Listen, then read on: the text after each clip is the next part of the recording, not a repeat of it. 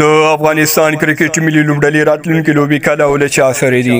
د فری هډ یوټیوب چینل خواږه لیدونکو السلام علیکم ستړي مشئ تمه ده چې روغ او جوړ به اوسئ خواږه لیدونکو که تر اوسه مو زموږ یوټیوب چینل نوی سبسکرایب کړی هیله ده زموږ یوټیوب چینل سبسکرایب کړئ د زنګولې نښانو شرنګوئ او آل انتخاب کړئ تر څو تر نورو وړاندې زموږ هره نوې ویډیو تر تاسو ضرور رسیږي د آی سی سی له لوري د 2023 کال نړیوال 500 ورځې جام سیالیو د سوپر لیګ سیالیو په دوران کې یو شمېر نورو لوبډلو سربېره افغانستان ته هم یو شمېر سترې او مهمې سیالۍ ورکول شوې وې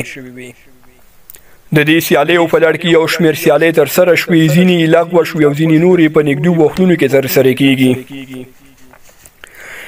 د آی پی ایل سیالیو د پای ته رسېدو وروسته به د افغانستان کرکټ ملي لوبډلې د بنګلادیش کرکټ ملي لوبډلې مېلمه وي په دې سفر کې به دواړه لوبډلې 2 ټیسټ 3 ورځني او 3 شل ورځې نړیوالې سیالۍ ترسره کړي یا د ټولې سیالۍ په راتلونکي جون او جولای میاشتو کې په شارجه کې ترسره کیږي ورپسې زیمبابوې کرکټ ملي لوبډله هم په جولای او اګست میاشت کې د افغانستان مېلمنه ده دواړه لوبډلې به په دې سفر کې 2 ټیسټ 3 شل ورځې او 3 ورځنۍ نړیوالې سیالۍ ترسره کړي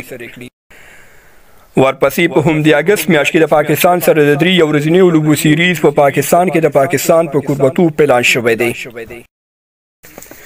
په سپټمبر کې له ویسټ انډیز سره په شارجه کې د افغانستان په کوربتوب د 3 ورځنۍ لوبو سیریز پلان شوی دی له دې سیریز وروسته به په سریلانکا کې آسیا جام سیالۍ ترسره شي افغانستان هم په دې سیالیو کې شتون لري